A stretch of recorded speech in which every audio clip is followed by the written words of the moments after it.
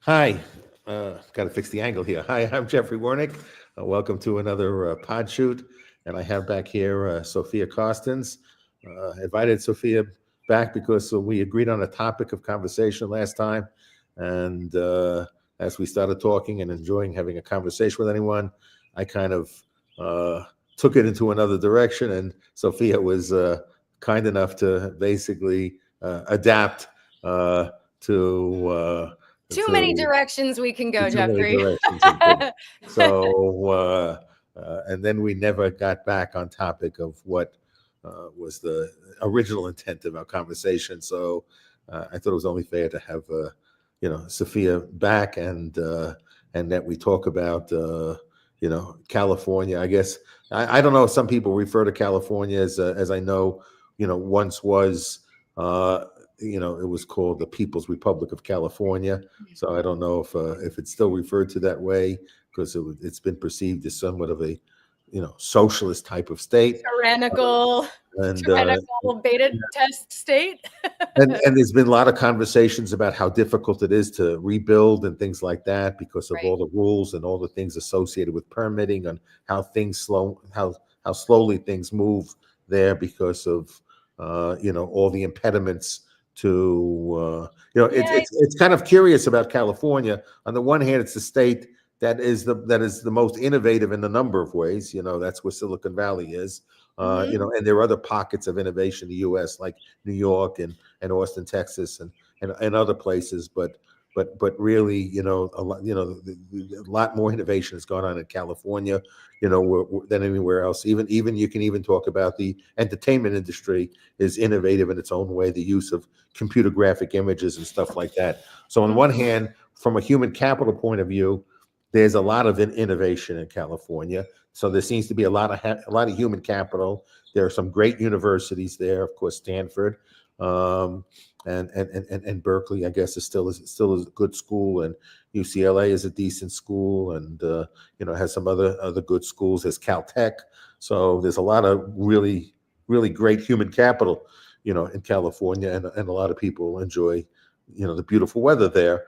But then getting other stuff done, like infrastructure projects, has been very difficult. And I guess like maybe the best example of it is the high speed train. I don't know how many, it's more than a decade. It's cost, I don't know how much a multiple of the original budget, how much it is right now. Oh, there's a lot of examples of, you know, interesting creative accounting when it comes to budgets in California, for sure. The train isn't the only one. So what are the things that you'd like to communicate to Well, people it's about? interesting. You brought up how great California is, and you're right. And I think that's the most important thing that we tend to lose sight of when we get to the downstream capillaries instead of looking at the mouth of the river.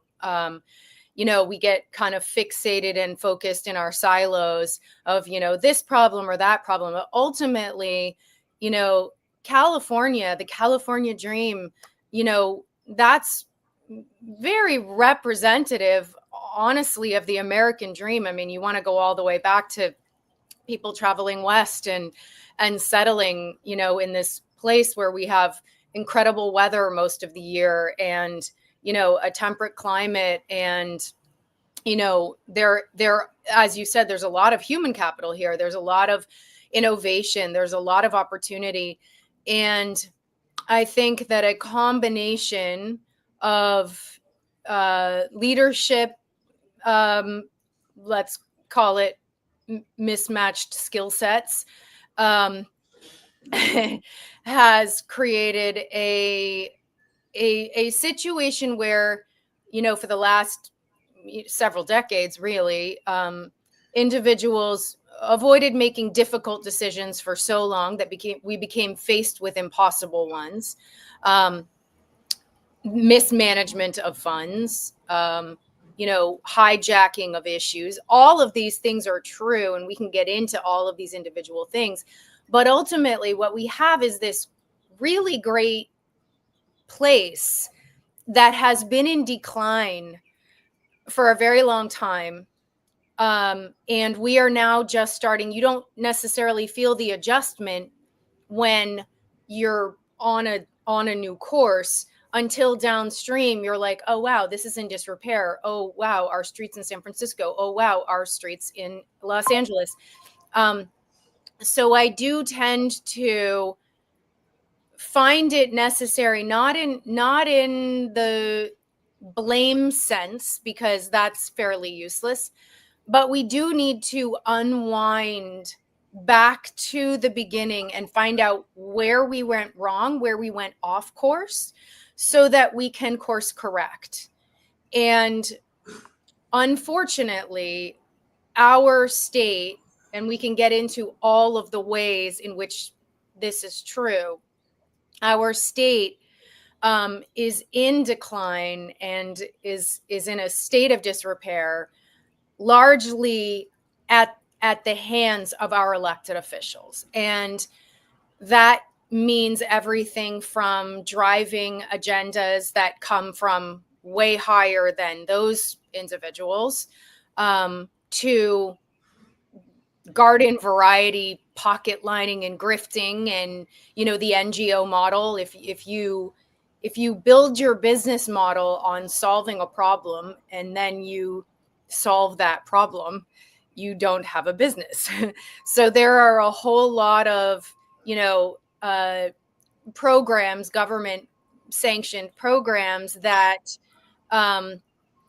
effectively promise to fix a problem that of course they never fix. And you can start with the homeless issue. Yes, we can talk about building transportation so that the city isn't so congested. You can talk about the fentanyl issue, but even without getting up into the overlords of for example, the fentanyl issue, if anyone who saw the PSA that was the movie Traffic, you understand that we don't want to solve that problem, and that's a whole other issue. But even if the overlord issue were not an issue, solving that problem makes all of those money generators obsolete. So we have garden variety pocket lining and garden variety grifting going on.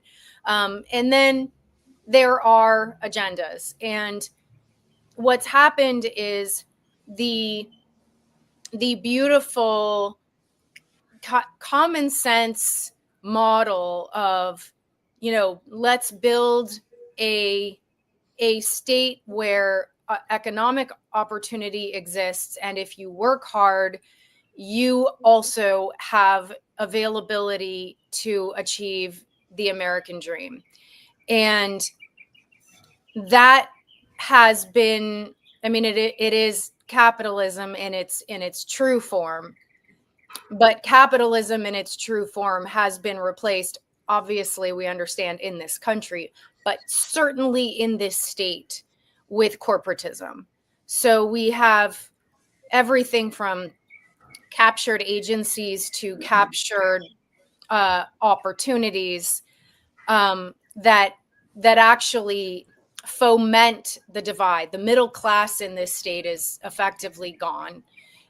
You have tent cities, and you have the Silicon Valley elites, and obviously that's a sweeping generalization, but we are headed more in that direction, not less. And it is legislative, it is judicial, it is governmental at its core, but it is governmental, as we know, military industrial complex. Our government is hijacked by these corporations, that they are the same thing that defines the military industrial complex. So California is the beta test state. And if you wind back all the way back to the beginning and you start to connect the dots that we now have in front of us of, well, this is happening here, and this is happening here, and this is happening over here, seemingly unrelated things are not unrelated. Now we can see in hindsight. So it sounds a little like conspiracy theory until you actually start to experience the fruits of that pipe that was laid 20 years ago, and you go, oh, that really is happening. They really are after the kids. They really are actually creating a circumstance where you know, educationally, the rest of the country, except for 2 states, does not have to actually adopt certain criteria and curriculum. They do not have to pass the bills in their states. The rest of the country, except for 2 states, is on what's called the California standard. What that means is, and I get pushback all the time from people on these, that would never happen here. That'll never pass. That's you crazy Californians. It doesn't have to pass anywhere else. It has to pass here. And then everyone else can just adopt it without having to go through any regulatory hoops. And that's one tiny example. But I look at what's happening legislatively in this country, what's happening.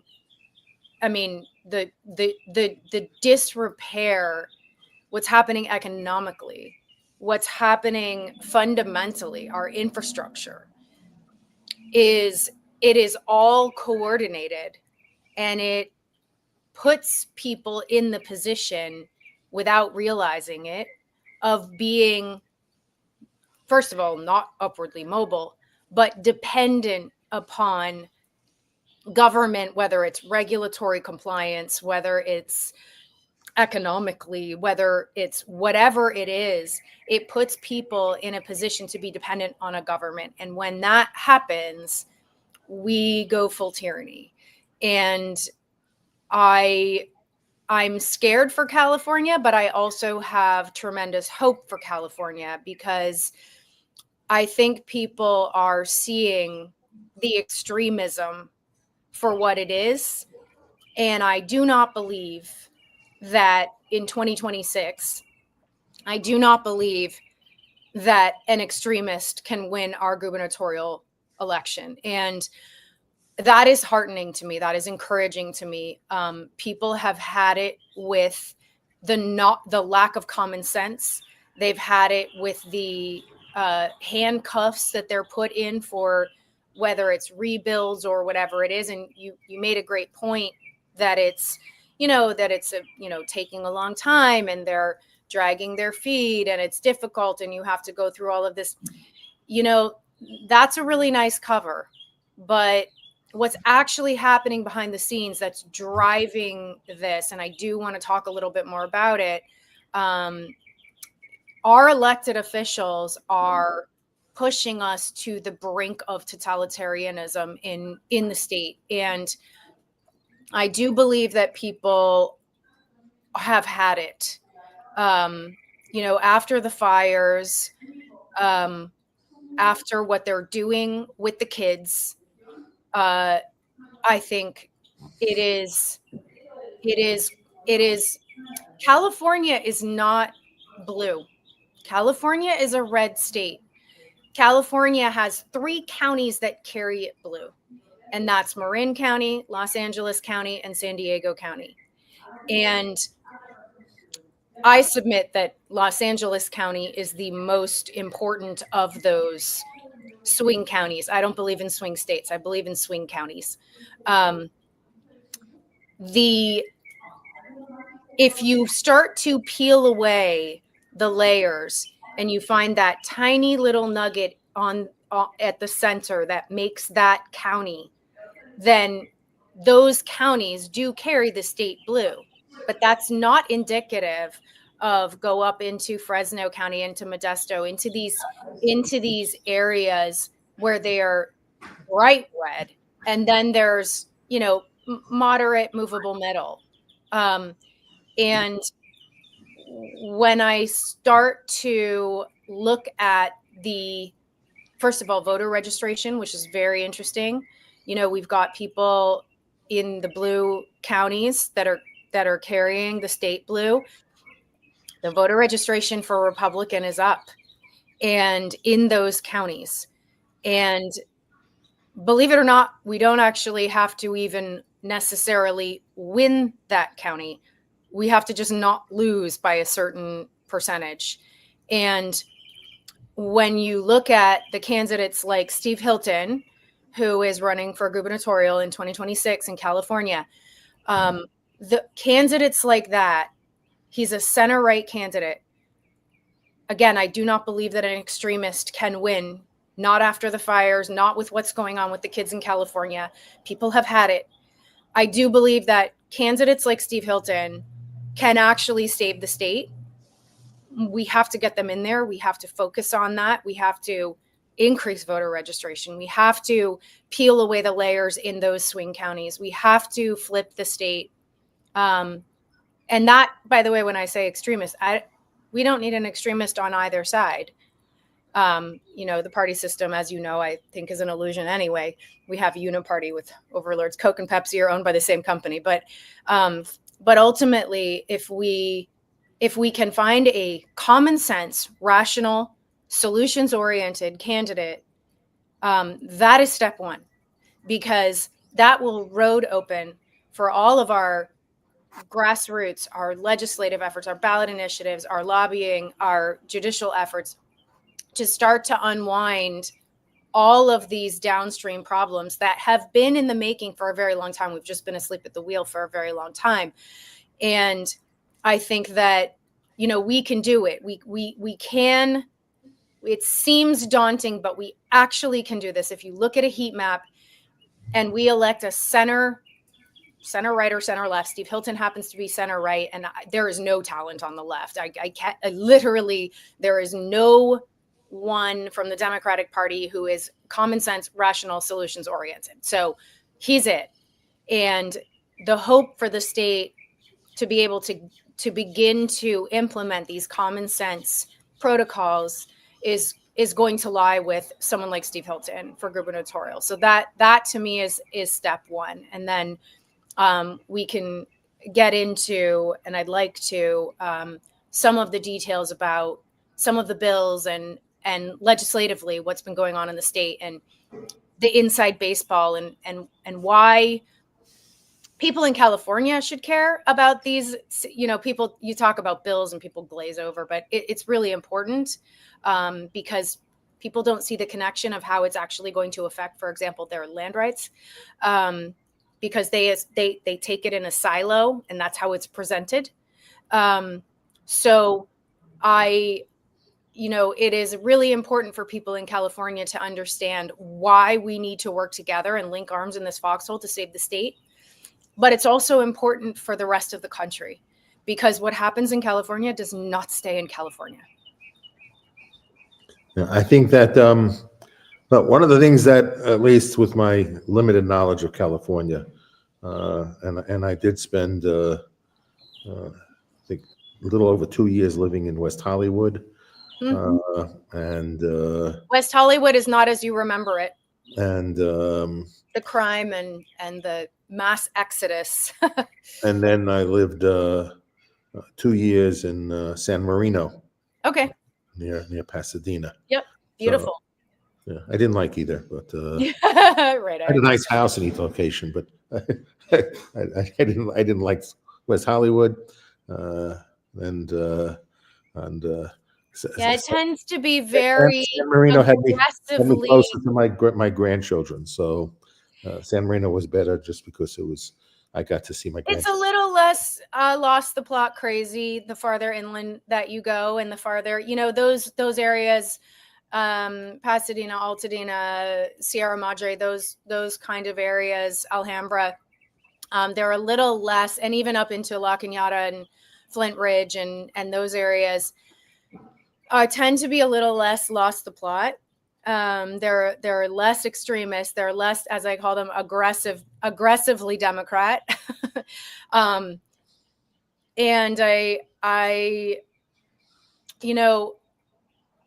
I know and I understand why so many people have left the state. I do understand. I mean, everything from taxes, make it prohibitive, to the crime rate, to, the issues. But ultimately, these are the trade-offs that the people of California have decided upon. And right. Why do I say? But a lot of people have left the state, yeah, and I don't blame the politicians, because I think if there's a state where it's easy to get rid of a politician through recall, California might be the easiest state in the country to remove somebody. I advise against recall elections for a number of reasons. Recall elections, they are basically a grift. They're an extension of the runway to grift.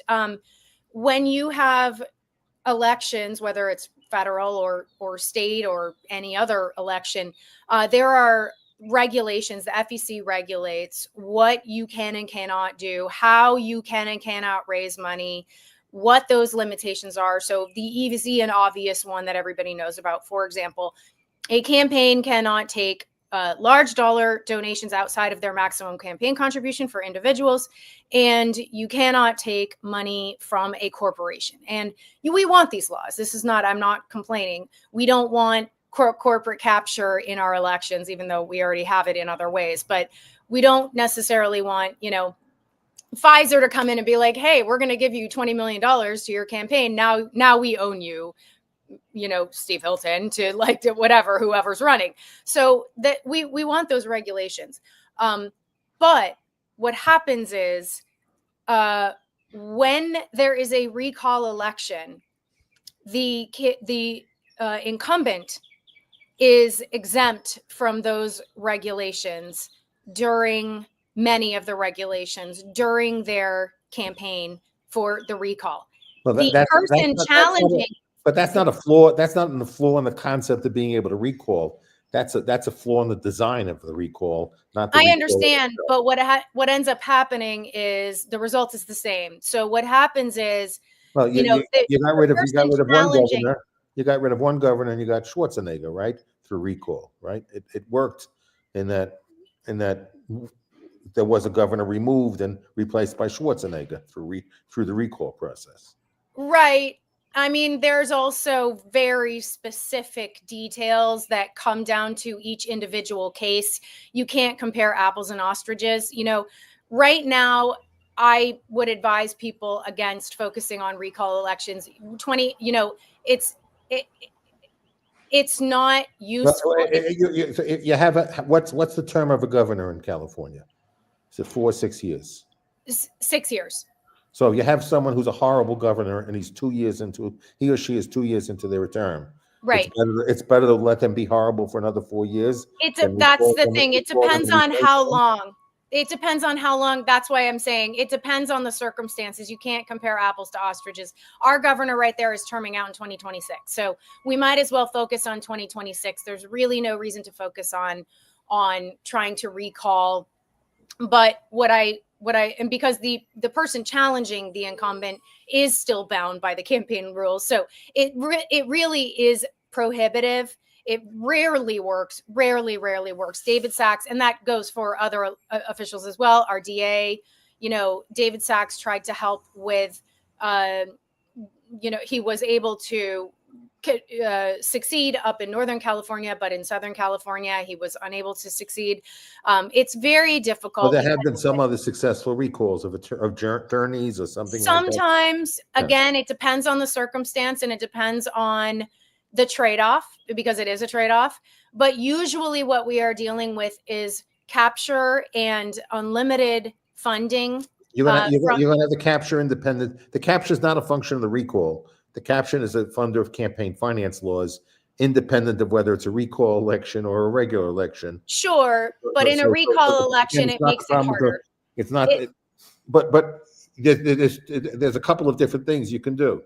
You can either say, I can either fix the recall vote, or I forget recalls. And again, if somebody's early into a term and people think they're harmful, it seems to me it's a better option to have the right to be able to remove them from office and hold another election. Everyone has that right. And again, you have to take it on a case-by-case basis. But in this case, anyway, that is not a fruitful endeavor.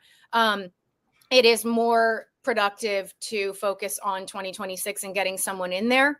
And the reason for that is when we are able to stop the people who are in there, and you make a very valid point that people sign up for that trade-off, but because of the money and because of the capture and because of the captured media, there is very little understanding of how these policies affect individuals. People tend to focus on what's either right in front of them or what they're being given from the media, what they're told about a bill or whatever it is. And they don't understand how that relates to their own actual rights and their economic viability. And I will give the example of SB 222, which I think is one of the most dangerous bills. SB 222, after the fires, and it's important to understand that these fires, the devastation, the fires are not the fault of our elected officials, but the devastation and the mishandling of these fires and the aftermath lies squarely at the feet of our elected officials for a multitude of reasons. But right now, what's done is done. And now we are dealing with, okay, let's look at rebuild.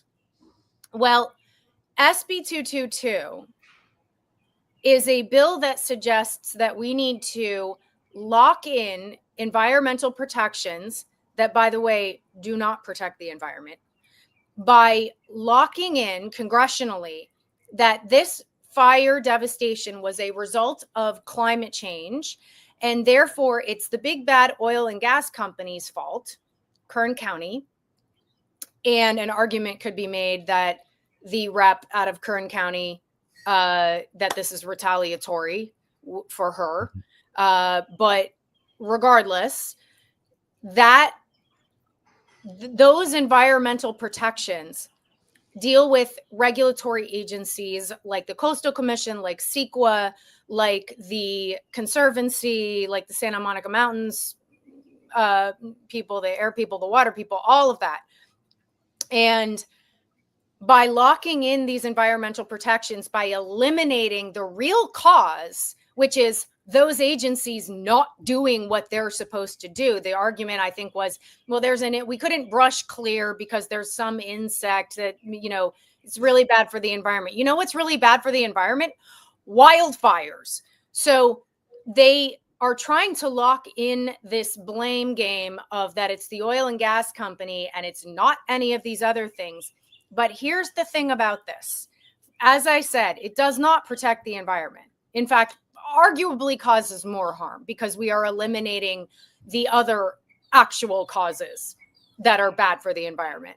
But what they do by locking that in congressionally is they can then unilaterally change the zoning for the rebuilds so that single family rebuilds are prohibited in favor of, Gavin Newsom said the quiet part out loud, California 2.0, in favor of what are called multi-purpose dwellings.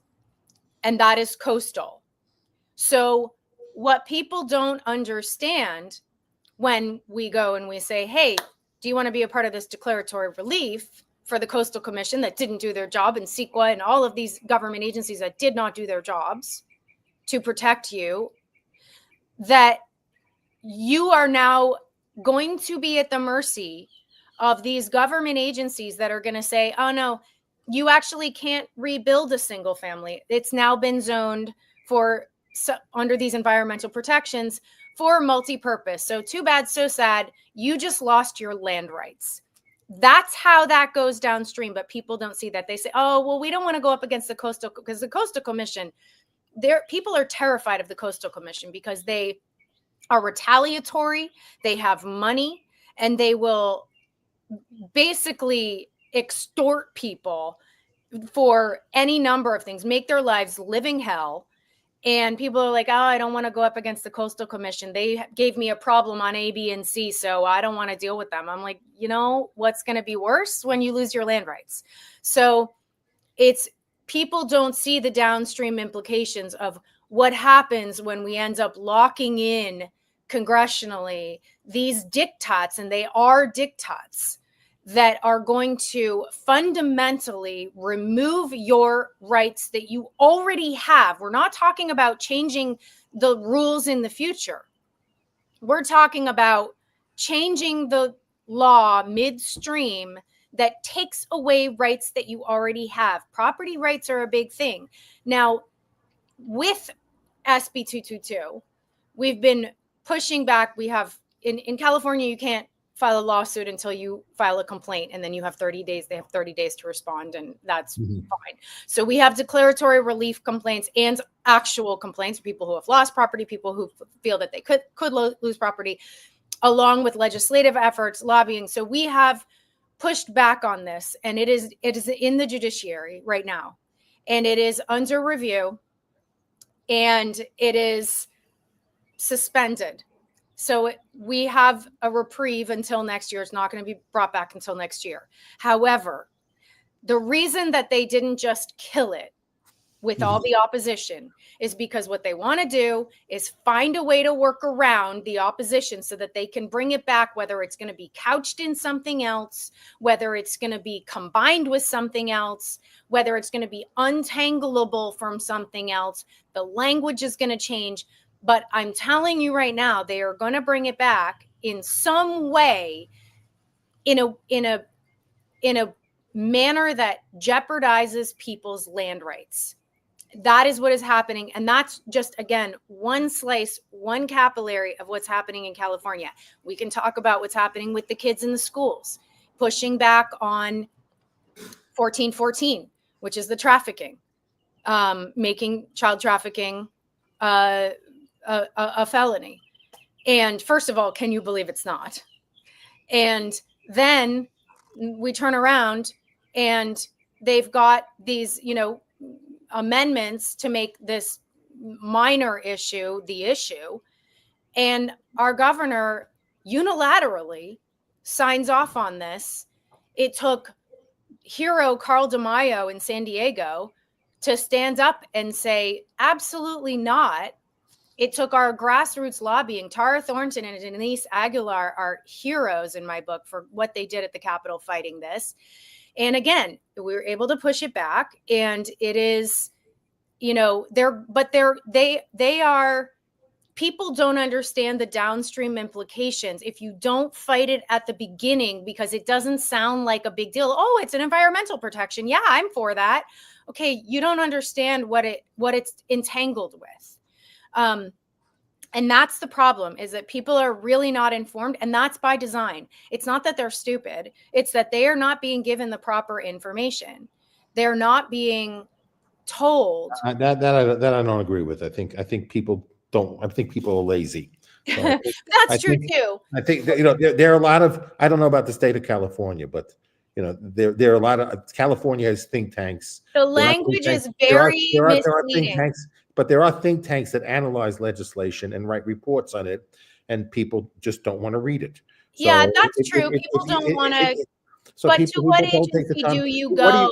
We have maybe the most substantive pieces of legislation going on, being debated now in Washington. What's called a big beautiful bill. What do you think anybody knows about it other than it's a big beautify bill? Okay. Right. No, you're right. It's a big, beautiful bill. Yeah. Well, maybe it could be bigger and more beautiful. Maybe it could be smaller and more beautiful. I don't know. Maybe it's got the right combination of big and beautiful. So maybe we got to tweak that combination. A little less big, a little more beautiful. Yeah, no, I get it. You think anybody knows what's inside the bill? I think that's talking about the trade-offs? I think that's true. So I think that's definitely true. I think, though, also, it makes it hard when you have, vested interests. The language is very misleading. And unless people know how to read a report, or they understand really how to get to the bottom, to what agency do you go when they're all in on it? And to what agency do you go to give you the factual information without their spin or their narrative, when the media and everything else is in on it? So people don't understand. It's like the proverbial, you don't know what you don't know. What they could do is get off the mainstream media that's misinforming right them. And that's the answer. But you have to know. Allocate the time to look at, I always tell people, read source documents. Okay. Read the source document. So if you have a literate society, and if people are not literate, they only have themselves to blame for it. But if they're literate, you're right. You could assume I'll take my time watching. I'll take my time watching. Stupidities on Twitter, and watching news programs that are misinformation, that are not the news, right? Or propaganda channels. And instead, I'll take that time and I'll read the legislation. Okay. Yeah. So people are determining to allocate the time to amuse themselves, not to inform themselves. You're right about So, that, so the 1000%. reason why if people decided that they were valued more informing themselves and amusing themselves, But we'd the have better problem is outcomes. that people don't know that it's propaganda. That's why it works. If people knew it was propaganda, I have Chinese clients that say to me frequently, you know, what's crazy is in our, like, Americans think the news is the news. Like in our country, everybody knows it's like, but well, it's so fine. We watch the propaganda and then we're like, okay, let's get our like real information. Americans think their news is the news. It's the craziest thing. And it's true. It's like you can't know what you don't know. So most people really don't understand that the information they're getting is propaganda, not the news. So they don't understand that they need to go see source material. You can tell them that, I can tell them that, but they don't understand why that's important fundamentally, viscerally, you know? If people can either decide to think for themselves or to let other people think That's for them. right. Well, that's what it ultimately comes to. People have decided if you're not checking the source documents so you can see what they really see, rather than having somebody not read them, read a Right. summary of them, and then spin the summary of the document. That's exactly what it is. That's exactly what it is. If people want to make those choices, you know, they're making those And choices out of their own free will, and they only have themselves to blame for it. Yeah. So I'm not blaming the politician. The politicians can get away with this crap because people let them get away. If people let them get away, though, dial it one more space back. People are letting them get away with it because the people are manipulated into believing that it's something that it's not. They don't understand that they need to read that source material. They don't understand that that they're not getting the real news. And that is a creation of an overarching agenda. And, you know, the media is the fourth branch of government. So yes, the people only have themselves to blame, but also they are being manipulated into, I can't tell you how many people I have in my life that still spit back to me the rhetoric about the vaccine and the pandemic, and I'm just like, wow, you really still believe that crap? Like, they've literally come out and said that it's true at this point. Your wholly mainstream media has even admitted that it's true, and you're still so indoctrinated, you're so propagandized. It's a psyop. I mean, psyops work. There's a reason that they're employed, because they work, you know. So well now, you know what I try and do with conversations with people. One is I try and limit how much conversations I have, you know, with idiots. So that's very smart. I have very little. I have very few unproductive conversations because I tend to keep idiots out of my life. Yeah. So, but the few idiots that are in my life, and you know, there's a reason why they're in my life. And when in the rare times that I have conversations with them, I like to go to the AI. Now, they have a misunderstanding about what the AI, you know, most of the benefit of going to like these AI is when they come up with a number, okay? Like if you're having something about, you know, about like how many illegal immigrants in the country, or how many committed crimes, or how much of this or that, the AI is not giving you an answer of what the AI thinks. The AI is searching the web, right, and finding information, okay, quicker than you can find it on your own, okay? And then it's telling you where they get that information from. Right. So my conversation is you know, people says, "Oh, your AI is stupid," you know, and I said, "No, you're the stupid one." I'm not saying the AI is smart. The AI is producing something that says, "This is the data, and this is where they got the data." Okay. So all I'm saying is, if you have a better data source, show me your better data source. Okay. If you challenge the data the AI has selected, the AI, do you know how the AI works? It's sorted through, like if you go to Grok, it sorts through all of the Twitter files, you know, and see what people put up on Twitter, and then it searches the web. It does it very quickly, so it's like a hyper fast, you know, search engine for you. Yeah, it's that's like the benefit, is that it can go through that. It gets information. So it's analysis. You know, I never read anything for people's analysis. I read things to get access to data, and then I make my own judgment, you know, about is this source a valid source, a not valid source? Are there better sources of Right. data? That's what people could talk about. But when they see a source and then they say, "Oh, Joe, I don't believe that. I believe something else." And I say, "Okay, Well, if you believe something else, show me the data." And I never get shown data. I get people who no, don't you believe the just get data. people who double down on the rhetoric because Yeah, that's they psyop. just double My down on the favorite bullshit. thing was during the pandemic. We were working closely with Dr. Luc Montagnier. And I was probably one of the last people to speak with him before he died, actually. And he won the Nobel Prize, if you don't know who Luc Montagnier is, for isolating HIV.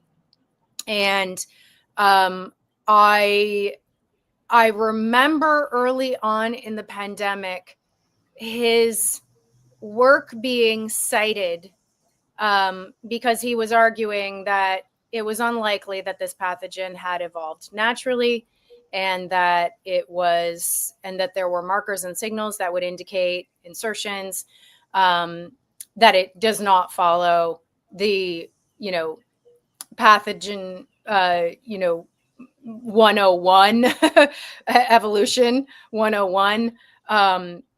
And the, CNN or whomever essentially said, well, Luc Montagnier, the Nobel Prize winning scientist, who is probably one of the most equipped individuals on the planet to be able to, identify pathogen behavior and how this is going and is going to go, says this. What we're telling you is what he means is actually this, and that's kind of wrong. So forget about when he said that, and it's not true. But this is what it really means.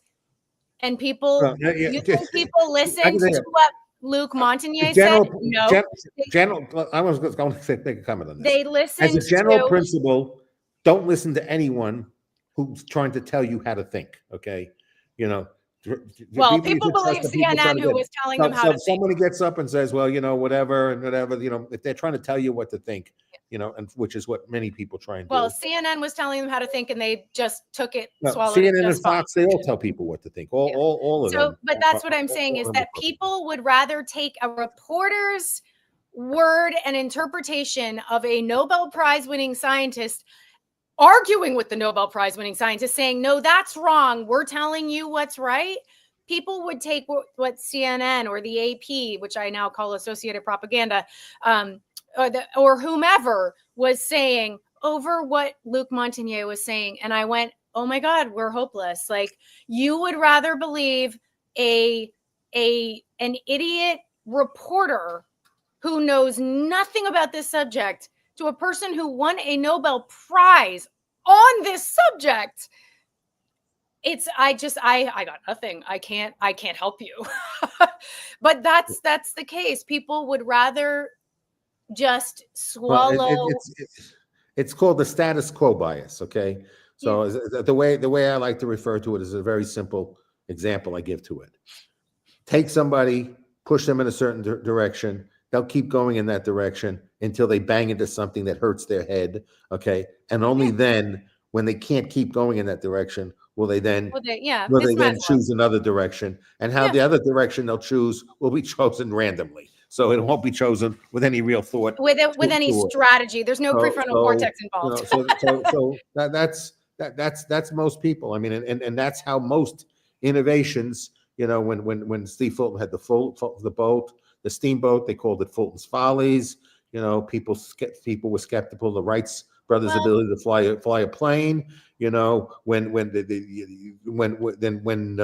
Tesla came out with electricity, he was going to burn down the country. So we have fear of anything that changes us from the status quo. Fear and inspiration. We get complacent in the status quo, and anything moves us out of our comfort zone, we're very uncomfortable about. And people get very reactive, and if you've laid the tracks for that to be, it's interesting you mentioned about the wall, and most people do not look at the strategic our prefrontal cortex is responsible for analytics and planning, right? So most people, when they're like, okay, I'm, let's say in the abstract, like I'm here, where do you see yourself in 5 years? Well, I'm here and I want to get there. So I need to overcome these hurdles. I need to accomplish this. I'm going to deal with this opposition and whatever. And like, here's the best way for me to get from point A to point B.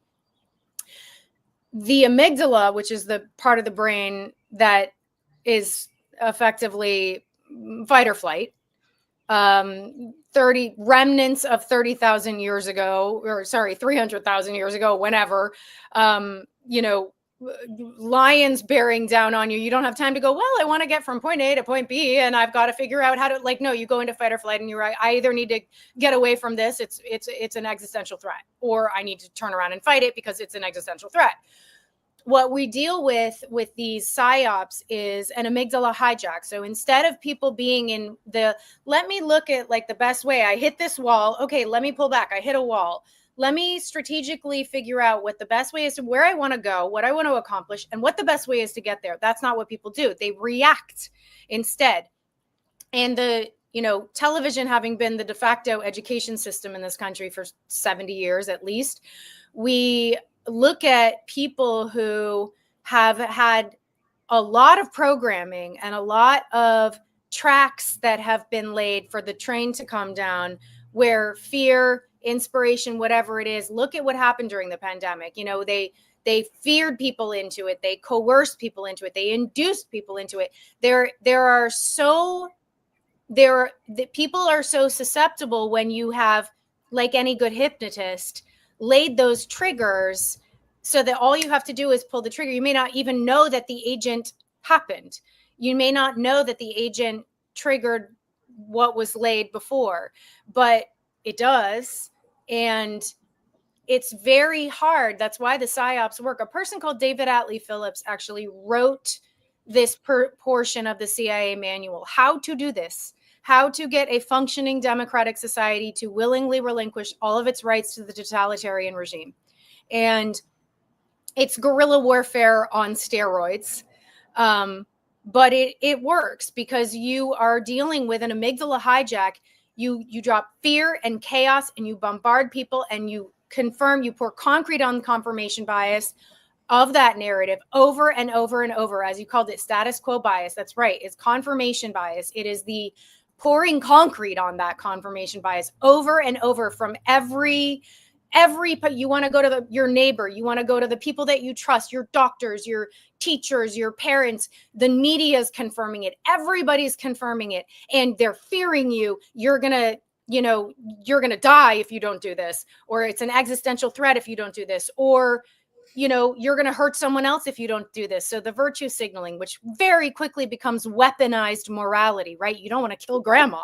So all of these tools put into the soup create an almost impossible terrain. And I do find people ask me this all the time. They're like, well, why are you awake? Why didn't it work on you? It did. It works on everybody exactly how it's supposed to. Almost exclusively, I find that people who see it and understand it were not just like immune from it. They almost exclusively had an event. And whether that was you lost a child, you lost a parent, it affected you, you went up against the military industrial complex, medical industrial complex in some way. But in some way, you went up against something that opened your eyes and made you go, wait a minute, I'm on the wrong side of this. And, with very few exceptions, that's why what you said earlier is so true. Unproductive conversations, unless you're talking to the movable middle, it's really unproductive, because when we try to talk to what I call the lost contingent is not going to, they're like, those dolls, remember from like the 70s and 80s, that it had a string and it like a voice box, and you'd pull the string and it would say one of like 5 things. People who are the lost contingent are like that. They only say one of like 5 things. You pull the string. It doesn't really matter what you say to them. They can only say one of those 5 things. And so until you've like unplugged from the matrix and seen that there's more. And by the way, I kind of wish I could go back and unsee and unknow what I've seen and know. I kind of would like to take the blue pill, but since I can't, I'm stuck here. But I remember, by the way, card carrying liberal elite academia, Ivy League snob, my whole life, East Coast, the whole nine. But and people who not only wouldn't have been were not able to penetrate my bubble. I was so certain of it. Again, to what agency do you go? You can't know what you don't know. So I know for myself, until I went up against the animal that is and realized what it was, I was not going to be convinced by anyone telling me facts and law. It doesn't matter. So that's indoctrination. That's belief. That's religion. That's not science. That's religion. So tell a religious person that their God doesn't exist. That's their church. And it's very hard to penetrate that bubble, and telling them facts, they just go into an amygdala hijack. You heard it during the pandemic, right? People put their hands over theirs and went, oh my God, it's too much. I can't. That's not a normal human reaction to a data point. That's not normal. That's an amygdala hijack. If we talk about COVID, okay, COVID's just an example of the government selling what it sells best, which is fear. Okay. Mm-hmm. The government is in the business of making you fearful because that's the justification. Anyone who's watched a movie that has wisdom in it, the Star Wars, okay? Yep. What's the difference? How do you become a Jedi Knight? Okay. Yep. You become a Jedi Knight by conquering your fears, okay? Mm-hmm. And you're not, and if you don't, and if you're driven by fear, you're Darth Vader, okay? That's you're right. Luke Skywalker if you learn to control your fears. Yeah, that's brilliant. You're right. Darth Vader if you don't, okay? Yoda, who was the wisest person in Star Wars, what was Yoda saying? Fear is the path to the dark side. Yeah. Fear leads to anger. Anger leads to hate. Hate leads to suffering. So really, it's really the model is that simple. People in their life, they have to think about: do I want to be Darth Vader, or do I want to be Obi-Wan Kenobi and Luke Skywalker? Who's my role model in my life? Even upon his death, okay. Darth Vader found part of his past of when he wasn't motivated by the fear and manipulated by the Sith Lord, and so I view our life. Everyone has to figure out how they become a Jedi Knight. But if you are motivated by fear, if you're motivated by the politics of fear, okay, you're on the dark side, okay. And unfortunately, we have a society of people on the dark side because they are manipulated and controlled by fear, okay? And if they ever control their fear, we live in a very different world, okay? So you're exactly right. That's brilliant. I'm going to steal that, Jeffrey. There's a great anecdote about 2 different species of ants in a jar. Black and brown ants. You put them in a jar, they coexist peacefully. If you shake the jar, they start attacking each other, each believing the other species to be the cause of the chaos, not understanding that someone's shaking the jar. And it is that, fear and dehumanization, which what you just described is the tools the Nazis used, right? And that's why that works. And look at what we did during the pandemic. The others, fear the ones that are threatening grandma. It's exactly right. You're exactly right on. I'm totally stealing your Star Wars analogy from now on. Like, that's brilliant. It's very true. And it's, I don't know what the answer is other than to focus on the people that are maybe just starting to see that that's the truth, the movable middle.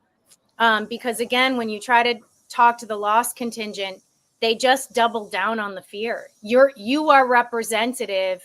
It would have been like 1930s Germany, oh, one of the dirty, awful Jews coming to tell them that that's false and that they're the good guys. Like, they would have doubled down.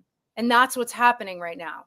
So the longer we keep fighting each other, I don't like meme science, but there is one meme that I love. It is these two kings standing on their turrets and looking down over their constituency. And the one king is standing here and his constituency has pitchforks, and then the other king standing here and they have torches over here. And one king says to the other, oh, you don't have to fight them. You just have to convince the torch people that the pitchfork people are trying to take away their torches. So I think that's I think too much. We're too motivated by fear, and you know, there was a movie I saw a long time ago. It was an Albert Brooks movie called Defending Your Life. I love that movie. It's great, isn't it? And what's the story? Remember, they have all those people and they say, oh, you know, you're only using like 1% of your brain, and we're using like 30% of our brain. And what do? They got to go up there and they got to show examples. And Albert Brooks kept on saying, you know, he kept getting bad reviews, you know, because, you know, he would do these things like, I'm going to ask for a raise. I'm going to ask for a raise, right. You know, or when they give me a job offer, I'm going to counter and whatever. And every time when he got to test himself, okay, he was driven by fear. He was scared to assert himself.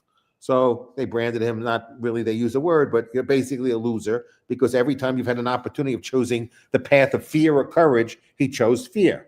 Yeah. Okay. And then he's out there, he's dating Meryl Streep, they're having a good time, you know, together. And she's completely the opposite. She's completely uninhibited, you know, and fear doesn't enter her life at all. And so during her trial, they're all having a great time. They're looking at scenes of her life. And every time she had the choice to choose between whether she would be motivated by fear or something other than fear, she never chose the route of fear. She chose courage all the time, never chose fear. So her trials were not her trials. I was looking at them and they all were laughing and having a good time. There was no prosecutor and no defense, you know, because everybody had acknowledged that. And so at the end, she passed and she got to go to heaven. Yeah, he failed. Okay, so he had to take another bus, as you recall. And what happens? At that moment, he says, I don't want to be away from her. He gets off the bus and he starts running to the other bus. And the judges are there sitting back and saying, what should they do? You know, he failed. And at the end, that moment in his life, he knew what he wanted and he took risk to get it done. And he did not let fear control him. Okay. So he was able to get back on the bus and enjoy, you know, heaven with Meryl Streep. And I think you're right. I think that a lot of these movies have real messages to say to us. Okay. I think you know, yes, we don't use enough of our brain. Okay. And we let too often in life when we have a fork in the road and we choose the fearful route or the courageous route. Most people will choose the fearful route. Will choose. And I think you're right. And I think, you know, that's probably a good place to wrap this up on something inspiring. But I do think you're exactly right that, you know, the people who historically are sort of in our team, I call it, the people who, you know, see the model for what it is and are willing to pick up a sword and a shield and fight and keep, you know, living not in that fear and being courageous. And not that it's comfortable to be here, but like we're on the front lines, you know, fighting this stuff. And it's like, all right, well, this is where we are. I think that those are the people who have realized that the fear is not real. And I think that that's, you know, ultimately there is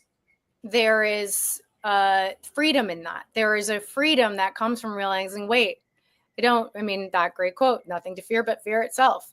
That's what controls you. That's what that is. And I think that there are more and more people that are joining our team who are willing to say, nah, I don't have that anymore.